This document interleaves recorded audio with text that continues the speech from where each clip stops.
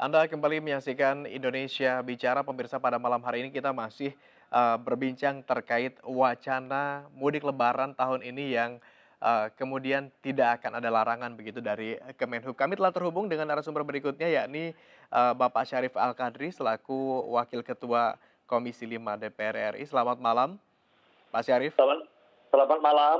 Baik, dan kami juga telah terhubung melalui sambungan telepon dengan Wakil Gubernur Jawa Barat, Pak UU Ruzanul Ulum. Kang UU, Ya, siap. sehat ya Kang Assalamualaikum UU ya? warahmatullahi wabarakatuh. Alhamdulillah sehat, Waalaikumsalam mudah-mudahan warahmatullahi selamanya wabarakatuh. sehat. Baik, saya ke Pak Syarif terlebih dahulu. Pak Syarif, Anda termasuk pihak yang setuju ketika pemerintah kemudian ini tidak melarang wacana mudik untuk lebaran di tahun ini? Ya, saya kira bukan berkaitan dengan setuju atau tidak, Mhm, tetapi kita harus maklumi bersama bahwa pada saat ini kita lagi masih pada suasana mhm. COVID-19 ya, yang sedang melanda di dunia. Namun dengan demikian, tentu berkaitan dengan mudik lebaran ini merupakan tradisi yang sudah berlangsung turun-temurun, sehingga ada merasa semacam kalau hari lebaran itu tidak pulang kampung, tidak afdol. Rasanya tidak lengkap begitu ya Pak Syarif ya? Iya, Mhm. apalagi kalau dia punya orang tua, ya, punya yang masih hidup, saya kira itu kan dianjurkan untuk kita pada hari-hari raya itu juga untuk berkunjung dan ya sekaligus silaturahmi dan memohon maaf. Kaitan dengan ini, berkaitan dengan COVID-19 ini, tentu kalau itu diizinkan, ya tentu harus memenuhi syarat-syarat protokol. Itu tidak bisa dihindarkan. Pertama, pada saat mereka ke sana, ya tentu harus betul-betul mereka itu tidak membawa virus ya dari Baik. tempat mereka datang sekarang, apakah dari Jakarta, dari daerah-daerah mana Mhm, ke tempat tujuan, mhm, sehingga tidak terjadi klaster baru di sana. mhm. Artinya ya tentu harus dengan syarat-syarat. Syarat-syaratnya bahwa sekarang kalau kinos itu eh, keakuratnya sudah bisa dipertanggungjawabkan, ya saya kira itu juga langkah yang baik. Pertama murah, kemudian cepat. Ya kalau tidak, ya harus menggunakan apakah dengan antigen atau dengan swab untuk ke daerah. Tetapi kalau dilarang, saya kira sulit juga ya. Tidak Mhm. dilarang pun masyarakat biasanya datang. Tetapi kalau dibuka juga secara luas, tentu juga akan berjubel yang akan datang. Nah ini tinggal dipertimbangkan saja oleh pemerintah, bagaimana supaya tidak terjadi klaster baru lah. Tentu hal ini juga harus dikoordinasikan dengan stakeholder yang ada, Baik. terutama Satgas Covid. Ya, jadi harusnya semuanya kita ini kan harus memuara kepada Satgas Covid Mhm. supaya apa yang menjadi persoalan pada saat ini bisa diatasi ya, bisa dieliminir terhadap hal-hal yang tidak kita inginkan. Baik, Anda menilai langkah mana yang lebih baik dilakukan begitu untuk menghindari kemudian penumpukan volume pemudik begitu pada saat hari tertentu? Ya saya kira tetap saja diberlakukan, Mhm, artinya prokes kesehatan, mhm. termasuk naik pesawat itu bagaimana jarak, kemudian juga harus Kapasitas mengantongi, penumpang begitu ya?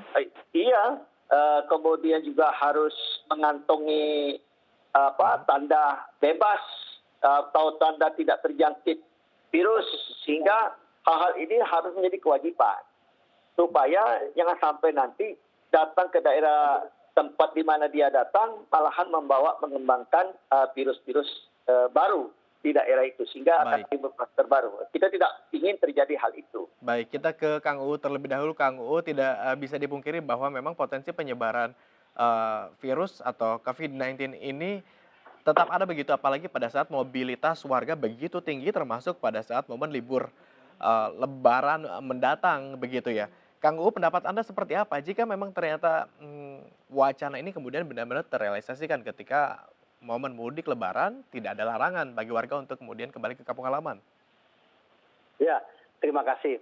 Pemerintah Provinsi Jawa Barat Mhm. hari ini belum mengeluarkan keputusan apapun bentuknya, Ya. karena masih menunggu keputusan dari pemerintah pusat. Mhm. Yang namanya pemerintah provinsi itu patsun ya, melihat isyarat-isyarat pimpinan dari Jakarta, kemudian kita meneruskannya. Tetapi perlu juga kami menyampaikan bahwa pengalaman di saat beberapa bulan ke belakang terjadi adanya libur, kemudian ada dampak setelah libur, yaitu meningkatnya Angkanya melonjak begitu ya? angkanya melonjak. Biasanya 3 minggu setelah libur melonjak sangat luar biasa. Baik. Padahal hari ini setelah PPKM yang kedua ini, alhamdulillah landai ini Jawa Barat.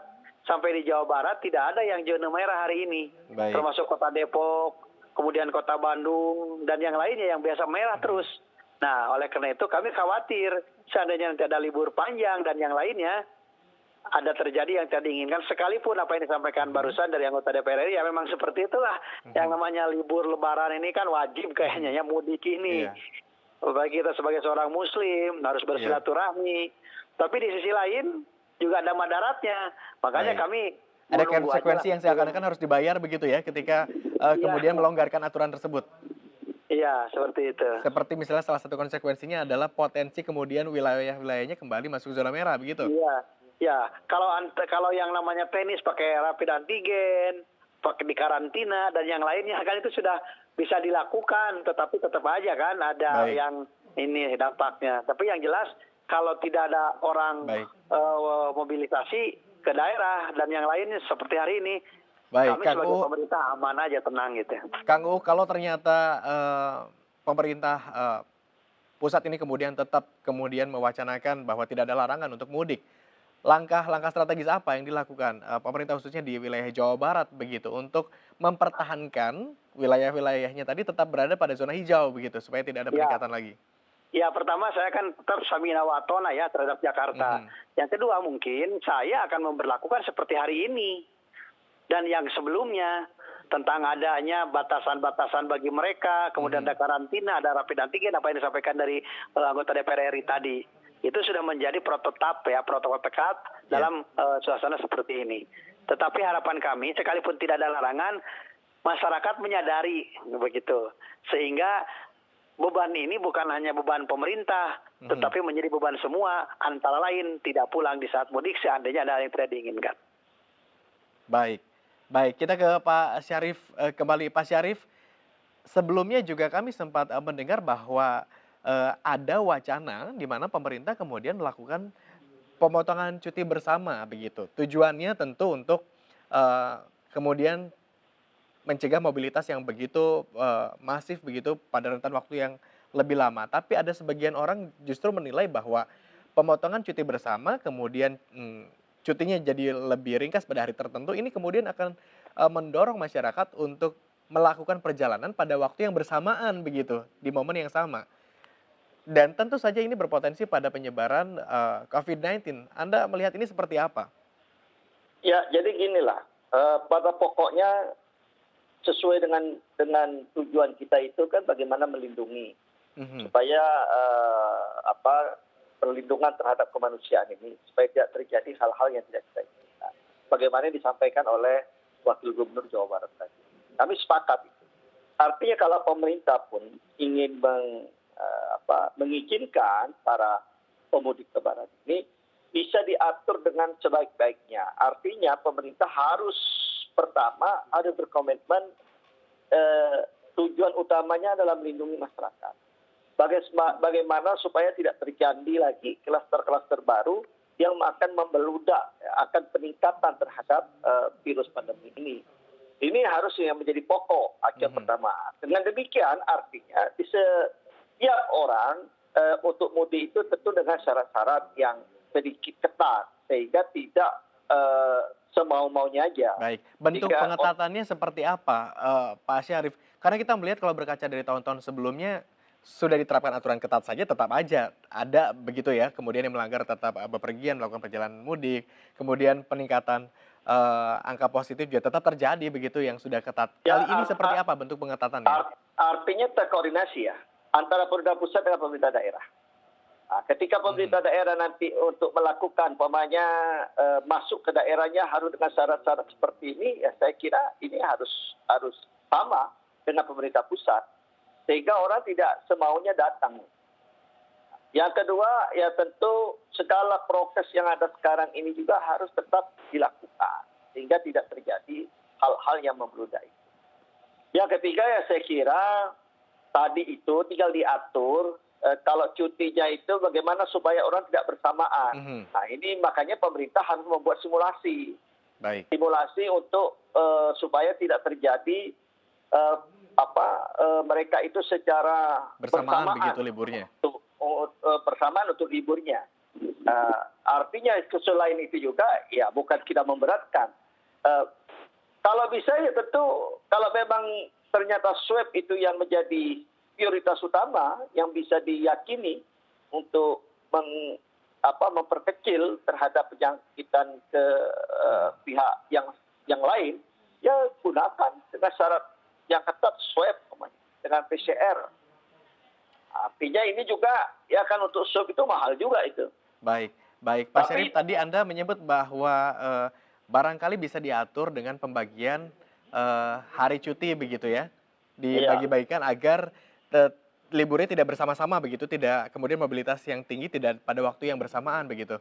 Tapi libur Lebaran ini kan hanya 1 hari, maksud kami Lebaran itu kan hanya 1 hari, Pak. Ini bagaimana merancangnya kemudian? Iya, saya kira kan begini. Yang paling tidak kan dalam suasana hari raya itu. Hari raya itu kan cukup panjang. Tidak hanya pada saat hari Lebaran itu. Artinya ini kan bisa disimulasikan. Yang swasta atau apa dari tanggal sekian sampai sekian cutinya. Ya. Baik. Yang kemudian yang satunya umpamanya PNS dari sekian sampai sekian yang masuk sehingga tidak bersamaan. Suasana Lebaran saya kira tidak saja hari Lebaran itu, tetapi selama bulan Syawal itu juga kan masih suasana hari Lebaran, suasana untuk bisa bermaaf-maafan. Nah, sehingga ini juga mungkin kalau bisa itu diatur dengan baik kan lebih bagus juga. Ada berkesinambungan juga di daerah itu. Baik, baik kita ke Kang Uu. Kang Uu. Ya, siap. Tadi Kang Uu menyampaikan bahwa kalau di daerah sebetulnya samina wa atona saja begitu ya kepada yang di pusat. Artinya kami dengar dan kami patuh begitu Kang Uu. Betul. Tapi seandainya kemudian kebijakan tersebut kemudian berdampak, tentu itu sama-sama kita tidak harapkan begitu ya. Tapi seandainya itu terjadi, berdampak buruk kepada wilayahnya masing-masing. Anda harapannya seperti apa sebetulnya kepada pemerintah pusat? Ya, dampak keputusan seorang pimpinan, konsekuensi ya kita hadapi bersama. Daripada kita melawan pimpinan kan kata orang Muslim, tirorani jahbi ya. Kabur dari medan perang, hukumnya dosa begitu. Kalau tidak taat kepada pimpinan. Ya kita berdoa, tawakal aja kepada Allah. Kalau sudah keputusan seperti itu. Siapa tahu dan biasanya segala keputusan juga ada hikmahnya. Mengandung manfaat tersendiri. Kemudian juga tetap karena libur panjang atau libur puasa ini adalah yang kedua kali, berarti kami lebih profesional daripada sebelumnya. Baik. Setidaknya Anda merasa percaya diri bahwa Jabar sudah lebih siap begitu ya dibandingkan tahun sebelumnya begitu. Iya, kan sudah lama kita kan. Terus ada masukan dari anggota DPR tadi tentang adanya jadwal libur itu lebih bagus biar nyerentak teuing ka lemurna gitu teuing tengah gulung teuing. Seperti itu. Siap. Baik Kang Uu, terima kasih atas waktunya. Dialog dengan Kang Uu kami tutup sementara, namun perbincangan dengan Pak Syarif masih akan berlanjut usai jeda pariwara. Kami akan jeda terlebih dahulu. Terima kasih atas waktunya Kang Uu, Pak Syarif, tahan dulu usai jeda pariwara kami masih akan berbincang. Dan pemirsa, usai jeda pariwara kami masih akan kembali dengan dialog terkait wacana pemerintah yang tidak akan melarang mudik Lebaran tahun ini. Tetaplah bersama kami.